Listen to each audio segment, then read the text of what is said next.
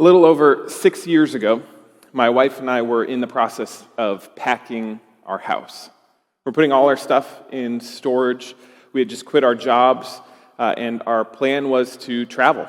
We wanted to travel the country for 4-5 months, and then our hope, our goal, our dream, our desire was at the end of that time to end back up in a church somewhere, serving, and kind of return to more of a normal life. But at that moment, we had no idea what lay ahead of us. We had no job prospects.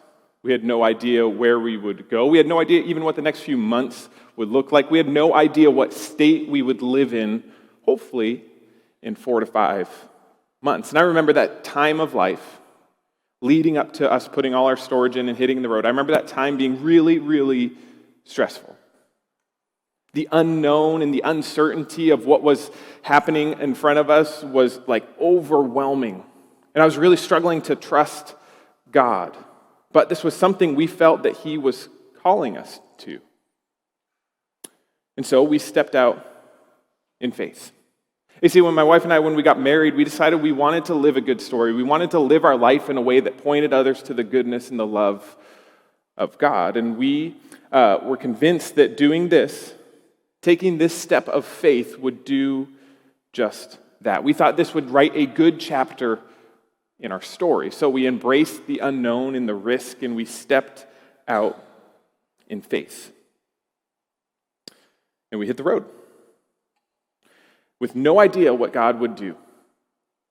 And the first stop that we made was in the Pacific Northwest, where we spent 5 or 6 weeks. We stayed on this little condo on the coast in Oregon, and I remember being so stressed until we got there. And I remember walking on the beach our first night and just feeling peace, that God would provide.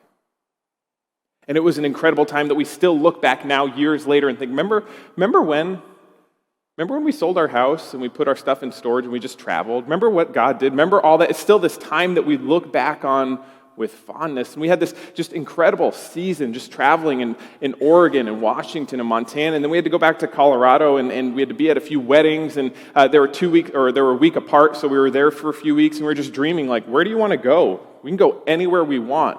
We're like, well, we'll go to Texas, see some family. And then we'll go to the mountains in Breckenridge, and we'll stay at a resort. And then we'll go to Vegas and spend some time there. And then we'll go to the Grand Canyon, and we'll go to the sand dunes, and we'll go see Hoover Dam, whatever. We just traveled all over the place, just doing whatever we wanted to do. And it was this incredibly restoring and refreshing time. But I remember about 3 months in, I had this job prospect at this church, and things were going well. I had all these interviews, and then they talked about flying us out for a site visit. And I was like, this is it. This is where we're going to end up. Everything's kind of aligning and falling in place. You see, when we were traveling, we wanted to travel for 4 or 5 months. We had about 6 months of funds that we could travel and still have enough money for a down payment on a house wherever we ended up. And so we were kind of in this time crunch, and at this 3-month mark, it was kind of the sweet spot. We're like, this is all going to work out. But one morning, I woke up to this email that said, hey, we're going to go a different direction. No explanation. We went from choosing dates to fly out to we're going to go a different direction overnight. And I remember praying that morning after I got over a little bit of anger. I remember praying like, God, I don't know if you know this, but our money's running out. I don't know if you know this, but it takes like 2 months, sometimes 3 months, sometimes 4 months to like go through a search process with a church. I don't know if you know this, but we're 3 months in and we're kind of ready to be out. And in that moment, I wanted to bail. I wanted to bail on the story that God was telling because it got difficult. It got a little too real. And I remember pulling out my computer and looking at apartments that we could move into and that had like some part-time jobs or just jobs. Didn't matter what it was. It's just any job that paid enough to pay the rent. I was like, I'll take that. And I remember thinking, you know what? I'm just going to wait. Let's wait another day. Wait another 2 days. And within a day or two, I got this email from this pastor at a church in Virginia named Brett Coates, who worked for Real Life Christian Church. And listen, church, I'm so thankful that I didn't bail in that moment because God provided We just had to take a step, not knowing where our feet would fall, but God provided, and I'm so thankful that we took that risk and trusted God. Because if we had bailed, if we had not done that, we would have missed out on all that's happened here over the last 5 or 6 years. And I'm so grateful that God brought us here. And we are so grateful to each of you for the church and what you've done for us, how you've welcomed us in, how you've let us grow, how you've loved our family. We're so incredibly grateful to have been here and been a part of this story that God's been telling through this church. We're going to miss you. All right, we need to switch gears before I lose it. We're going to be looking at 2 Thessalonians this morning. But before we get into that, let me just ask you a question. And I promise all this kind of ties together, but let me ask you a question. What's your favorite story? What's your favorite story? Could be a movie or TV show, a book, a podcast. I don't care the medium that it's told in. What's your favorite story? Maybe you can't choose one, that's all right. Pick 2 or 3 or 10, I don't know. Just what's your favorite story or stories? You got that? Now think a little bit more about it. Why are you drawn to that story? Why do you love that story so much? Why do you relate to the characters or the situations of that story? Why do you love that story? There's no wrong answers. There's no test at the end. I promise we won't judge you if you chose a really dumb movie. It's okay. It's a safe place. What's your favorite story and why do you love it? See, we're drawn to stories. It's in our human natures. We love a good story. And my guess is everybody in this room has a story that they love. A story that you're drawn to, that inspires you, that challenges you. We all love a good story. But have you ever stopped to think what actually makes a good story? What makes a good story and what makes a bad story? What elements does a good story contain that a bad story leaves out? I spent some time this week kind of looking into that, the elements of a good story. And what I want to do is I want to go through 6 elements that you're going to find in almost every good movie, TV show, book, or any good story is going to contain most, if not all, of these elements. And I would encourage you as we look through these 6 elements to keep in mind your favorite story. And think about where in that story do you see or find these elements. So here are the 6 elements of a good story. Number 1, the character steps into a larger narrative. See, a good story has a character that steps into something bigger than themselves. Nobody wants to watch a movie or read a book about somebody that just goes through the normal everyday life and never does anything extraordinary, right? That's a boring story. And likely that's how your favorite stories start out. Many movies start off with scenes of the character just getting up and going to work and coming home and eating dinner and watching TV and falling asleep and then repeat. Or if you like period pieces, it's like they get up and they churn butter and then they do something with calves and they do all these other things. I don't know. I don't watch period pieces. But it's just their normal life, right? That's how most movies or books or TV shows start. And then something happens. And the character has to leave their small, normal narrative behind and step into something larger. War breaks out. If you're into love stories, the guy moves back into town, right? Disease happens. They have months left to live. They enter some personal conflict. Tragedy strikes, whatever. Something happens and the character is forced out of their small narrative into something bigger than themselves. The second element is the character enters into suspense or uncertainty. This is the part of stories that keeps us on the edge of our seats. It's when we don't know how things are going to play out.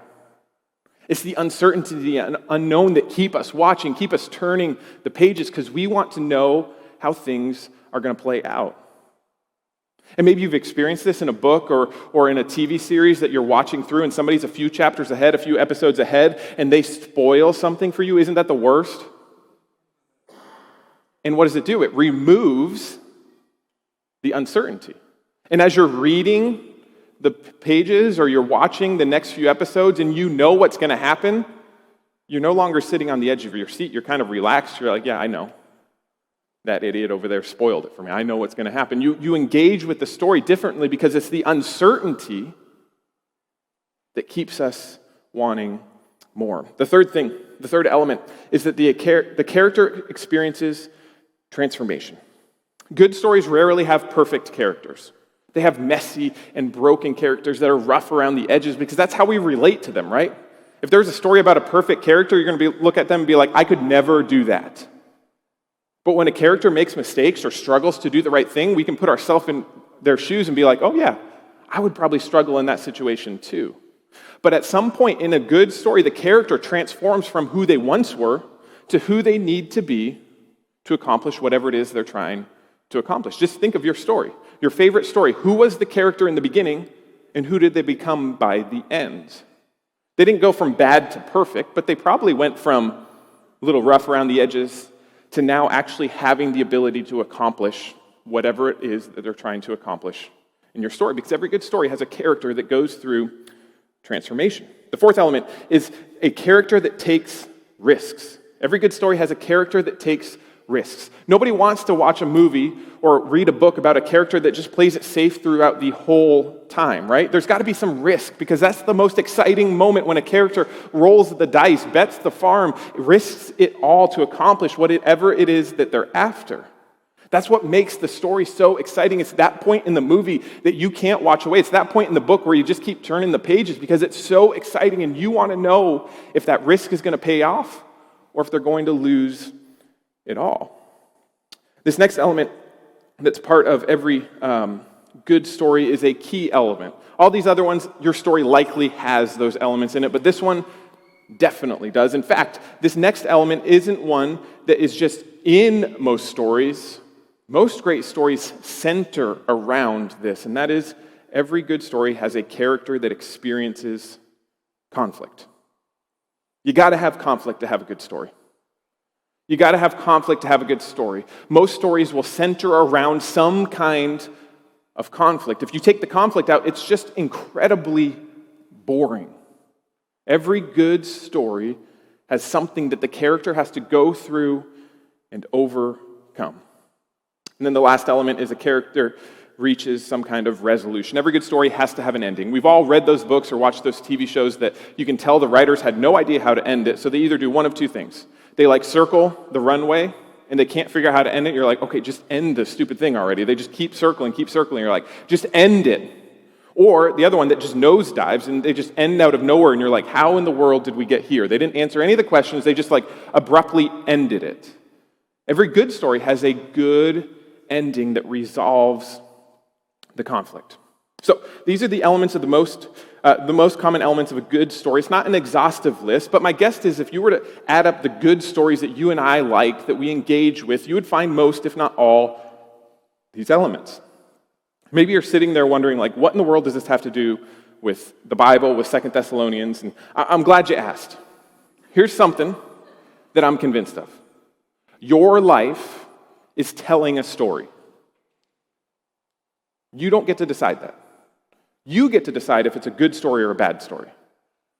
Your life is telling those around you a story. And if you're a follower of Jesus, your life is telling those around you something about Jesus. You just get to decide, is it a good story or a bad story? And I'm convinced that too many of us settle for really bad and really boring stories. See, there's a disconnect.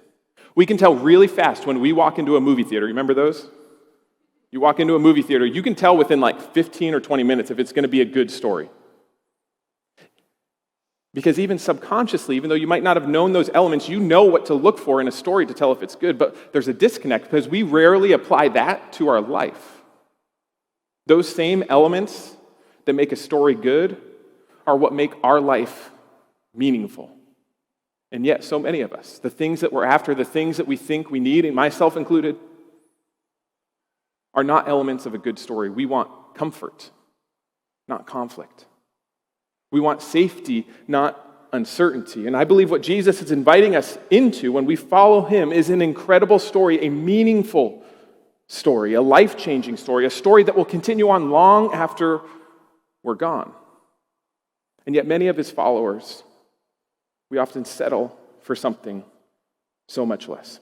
Think back to these elements of what a good story is. When we decide to follow Jesus, what do? We step into a larger narrative, right? Our life used to be about these things, It was consumed in what we wanted. And then Jesus comes along and he invites us into something bigger, something better. When we follow Jesus, we have to step into the unknown. Sometimes he asks us to take a step of faith where we don't know where our feet are going to fall, but we just trust in him. There's unknown and uncertainty when we follow Jesus. We experience transformation when we follow Jesus, right? If you've been following Jesus for a while, you probably look at who you were before Jesus and who you are now, and it's pretty drastically different, right? He's removed some of the bad and replaced it with something good. We experience transformation when we follow Jesus. He also tells us to take risks, to step out of our comfort zone, to not play it safe. Jesus is continually kind of gently in love pushing us to take a risk. And if we follow Jesus, we're going to experience conflict. Conflict is part of every good story.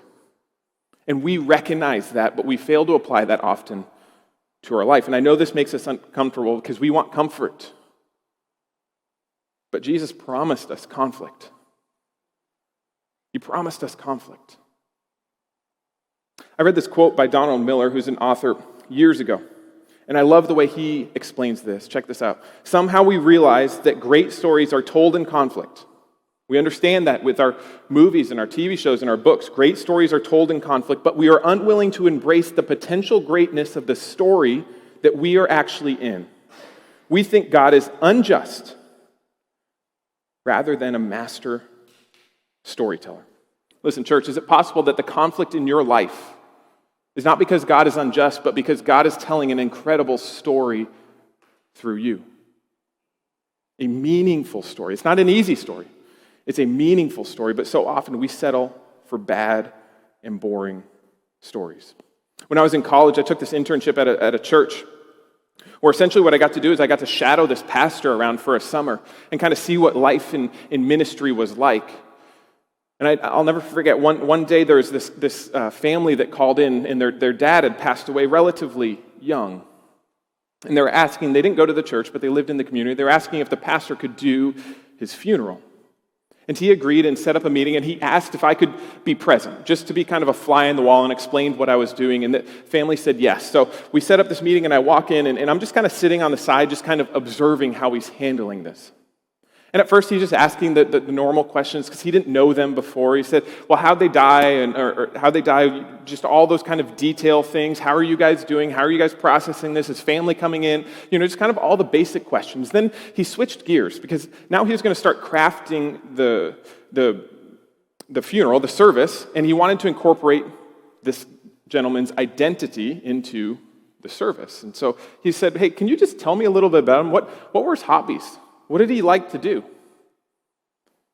And the family pretty quickly answered, well, he really, really loved the Denver Broncos. Like, he really, really loved them. He would never miss a game if it was on TV. He would go to several games a year. He loved the Denver Broncos, and they just shared highlights of his life watching and being a fan of the Denver Broncos. And the pastor said, I go, oh, that's great. Well, I'll definitely incorporate some of those things in there. But what else? How was he as a father? What kinds of things did he like to do? And the family sat back and thought for a minute and said, well, he really loved the Denver Broncos. Listen, church, that's a really bad story. That's a really sad story. And I don't say that to point the finger or to bash somebody, but that's a really bad story. And Jesus has invited us into a much more meaningful story. He didn't call you to live a boring story. He invited you into a difficult, a messy, a sometimes painful, but always meaningful story. And that's what he wants for you. And I think viewing Jesus' calling to us through the lens of story can help us really understand what he's calling us to. And I think viewing 2 Thessalonians, as you read it this week, through the lens of the story that God is calling you to can help you understand Paul's message for us today. You see, this letter was written to this church in Thessalonica. And this church was going through a really difficult time. They were facing intense persecution. They had friends and family members that were being thrown in jail. Some of them were being killed, all because of what they believed. They were facing a really tough road ahead. And then you had others in the church that had grabbed a hold of this false teaching, this false hope that didn't come from God, but they believed in that because it made more sense than the persecution they were facing. And then you had these other people who just kind of saw this mess of the church, and they just kind of stepped back and they said, I'm going to let you all figure this out, let all the dust settle, and then I'll come back. And they were just being lazy. They were just sitting on their couches waiting for everything to pass. So Paul wrote this letter to this church to encourage them to hold on to the hope of Jesus, the true hope of Jesus. And he's reminding them of their calling. He's reminding them of the story that God's invited them into. And so what I want to do is I want to look at two verses in 2 Thessalonians. It's in 2 Thessalonians chapter 1, and we're going to look at these two verses, and then we're going to go back through these verses, and we're going to break them down and see what they hold for us in terms of our calling, in terms of the story that God has for us. So let's read this. 2 Thessalonians chapter 1, verse 11. To this end, we always pray for you, that our God may make you worthy of his calling and fulfill every resolve for good and every work of faith by his power, so that the name of our Lord Jesus may be glorified, and you in him according to the grace of our God and the Lord Jesus Christ. What Paul is doing here is he sets up this letter. This is in the very beginning, the intro to the letter. He's kind of giving them a little idea of the calling that God's placed on their life, and then he expounds on it in the rest of this letter. And I would encourage you, as we've been encouraging you all summer, read through 2 Thessalonians. It's short. You can read through it a couple times this week, and you'll see these elements that we just looked at, he's going to expound on and talk about in more detail throughout the letter. But what I want to do is I want to break this down. A few weeks ago, I was at this training for church planters in Texas. And it was through the organization that we're planting through Nexus Church Planting. And the director one morning got up and he gave a little devotional. And he was talking about the calling that God's placed on our hearts, the church planters. And he pulled out this passage, these two verses, and he read it to us. And then after he read it, he broke it down and asked us 4 questions based off these 2 verses. And what I want to do is I want to take what he did and modify it slightly. And I've asked him permission. He knows that I'm doing this. I'm not stealing it without his knowledge. And I want to ask you 4 questions based off these 2 verses to help you evaluate, are you living the calling, the story that God has for you? And I would encourage you as we look at these questions to write them down. If you have pen and paper, you can write them down there. If you have a phone, you can write them down there. If you have a phone, you can take a picture of them. But I want to encourage you to take note of these questions and then ask yourself them this week, this evening, this afternoon. If you're married, get alone with your spouse and consider the calling, the story that your life is telling, and ask yourself, is this what God is calling me to do? All right, the first question is this. Is the story your life is telling, is it worthy of the calling God has placed on your life? Listen, God has called you. He's invited you into something incredible. Are you living like that? Are you living a calling worthy, or a life worthy of that calling? Here's a tough exercise that I know I need, and maybe you do too, but it's really uncomfortable. If somebody were watching, picture this, if somebody were watching your life, had no idea what you believed or who you were, if they were just watching your life, the average day, and they watched how you interacted with the world, your coworkers, your family, just everything you did and said, would they know that you're a Christian, a follower of Jesus, by the way that you lived on any particular day? Could they tell that your story is about Jesus by just watching the way that you live? And listen, I don't think you should ask that so you can feel bad and beat yourself down. I think you should ask that because God's invited you into something that's so much fuller, so much more life-giving, and often we settle for something so much less. And so we should be evaluating our lives and saying, am I living in a manner worthy of the calling God's placed on my life? And if I find an area I'm not, how can I turn that over to Him? Second question is this: am I telling my story for the right motives? Listen, I'm really good at doing the right thing for the wrong reason. Like, I'm so good I can deceive myself. Maybe you're like me. I can do the right thing for the wrong motives. Whatever that thing is that you're after in life, ask yourself, why do I need that? Am I pursuing this for the right motives or the wrong motives? Is this for me or is this for God? These are reminders I set up all over the place on my computer and on my phone just so I remember I'm building God's kingdom, not my own, and to check my motivations for doing what I want to do. So I'd encourage you, take inventory of your life. Ask yourself, am I doing this for the right motivation?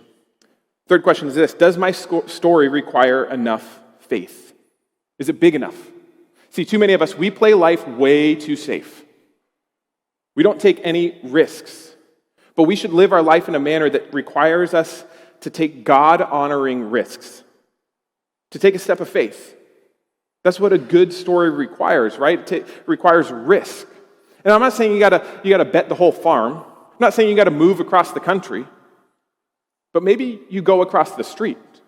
Maybe you step outside your comfort zone and go to your neighbor or your coworker and start building that relationship. You don't have to risk it all, but risk something for God. I was in college years ago, Bible college, and one of my professors said, if God didn't show up to you today, how would your life change?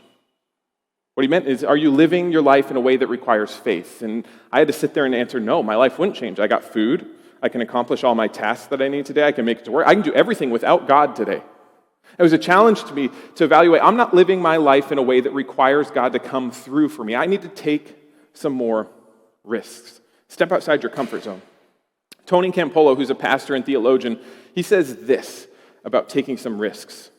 He says, there are those who never reflect with any intense awareness on any part of their lives. They eat, they sleep, they work, they reproduce, they study, and forget. They play it safe and tiptoe through life with no aspiration other than to arrive at death safely. Listen, church, you were created more than to arrive at death safely.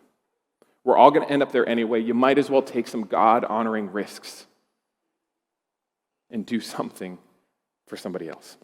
So spend some time this week. Are you living life in a manner that requires faith? And the last question is this: if I tell this story, will it bring glory to Jesus or will it bring glory to myself? All of this is not for us. It's for Jesus. Our stories shouldn't revolve around ourselves. They should revolve around Jesus and what he's done. And sadly, so many of Jesus' followers, and at times including myself, the stories that we tell center around ourselves. So ask yourself, is your story about you or is it about Jesus? I would encourage you to look at these questions this week and ask yourself, what story am I telling? And all this isn't just so we can tell a good story, an interesting story, a story that others are like, wow, that person lives an interesting life. You see, the best movies, the most gripping TV shows, those books we can't put down, they tell a story that sticks with us for a little bit. We talk about it with our friends. We maybe even make some small changes. But the story that Jesus wants to tell in your life is far more consequential. There's a lot more at stake. Listen, eternity hangs in the balance on your decision to embrace the story that God wants to tell in your life. I've said this several times in my time here, but I know I keep needing the reminders. Maybe you do too. There are people in your life that do not know Jesus, that do not know the love that he has for them. And the way you choose to live your life, the way you choose to embrace the calling God's put on your life, the way you choose to step into the story that he has will tell them something about Jesus. And if you're unwilling to go, who will? You are in a unique spot to make an impact on somebody in a way that nobody else can. And the way you live your story will tell them something about Jesus. Eternity hangs in the balance. When my wife and I, when we make life decisions, we always ask ourselves, what's the best story? What's going to tell people about the goodness of God? And that's helped us. It's helped us step into the story he wants us to tell. Because sometimes, listen, I want comfort. I want safety. I want security. And those aren't necessarily bad things, but when that becomes the sum total of what I'm after, that makes a really bad story. And viewing life through this lens of what tells a good story, what points others to Jesus, helps me step into that uncertainty, into the unknown, into the difficult things, into the conflict. And listen, it's been hard. It's been sleepless nights. It's been a lot of days where I've wanted to bail, but listen, at the end of the day, it's been so worth it. It's what brought us here. And when I look at what God's done here, the story that he's told in my life and through this church, I wouldn't trade a minute of it, even the really difficult seasons. It's not easy, but it's been meaningful. And that's what a good story requires. It requires risk. It requires to step into the uncertainty. It requires that we embrace conflict. That's what produces a meaningful story. And I don't know about you, but I'd rather have a meaningful story than an easy one.